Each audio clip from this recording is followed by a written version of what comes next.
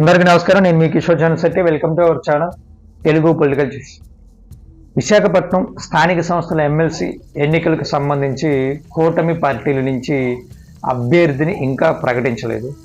ఎవరిని అభ్యర్థిగా ప్రకటిస్తారు అనే అంశం మీద రాష్ట్ర వ్యాప్తంగా చర్చ జరుగుతుంది బాగా.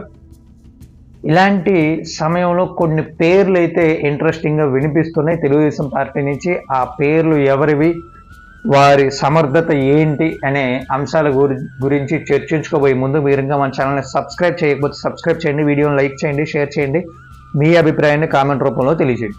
విషయం ఏంటంటే, అనకాపల్లి నియోజకవర్గాన్ని పొత్తులో భాగంగా తెలుగుదేశం పార్టీ జనసేన పార్టీకి వదిలేసింది.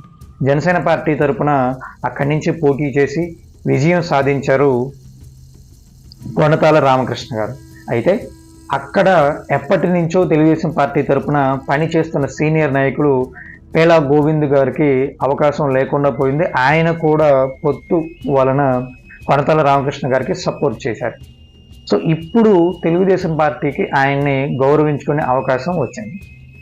ఒకవేళ ఎమ్మెల్సీ అభ్యర్థిగా పేలా గోవింద్ గారిని ప్రకటించి బరిలో నిలిపితే ఎలా ఉంటుంది అనే అంశం మీద ఉత్తరాంధ్ర తెలుగుదేశం పార్టీలో అయితే కొంత చర్చ జరుగుతుంది.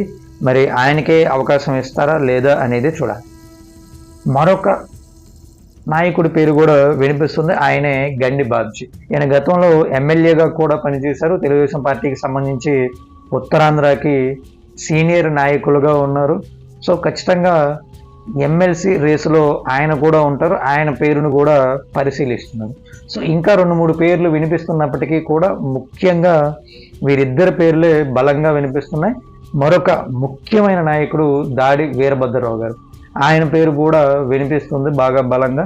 మరి వీరి ముగ్గురులో ఎవరికి ఎమ్మెల్సీ అభ్యర్థిగా అవకాశం ఇస్తారు తెలుగుదేశం పార్టీ నాయకులు అనేది చూడాలి. సో ఎవరికైనా సరే, ఎవరికి అవకాశం ఇచ్చినా సరే ఖచ్చితంగా గెలవాలి ఈ ఎన్నికల్లో అనే టార్గెట్ పెట్టుకొని పనిచేస్తుంది తెలుగుదేశం పార్టీ.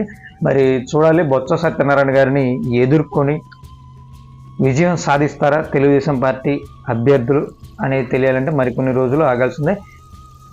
మీ అభిప్రాయాన్ని మీరు కామెంట్ రూపంలో తెలియజేయండి. వీడియో కనుక నచ్చితే లైక్ చేయండి, షేర్ చేయండి, మన ఛానల్ని సబ్స్క్రైబ్ చేసుకోండి. మరొక ఇంట్రెస్టింగ్ వీడియోతో మళ్ళీ కలుద్దాం. అప్పటివరకు బాయ్ బాయ్, జై హింద్.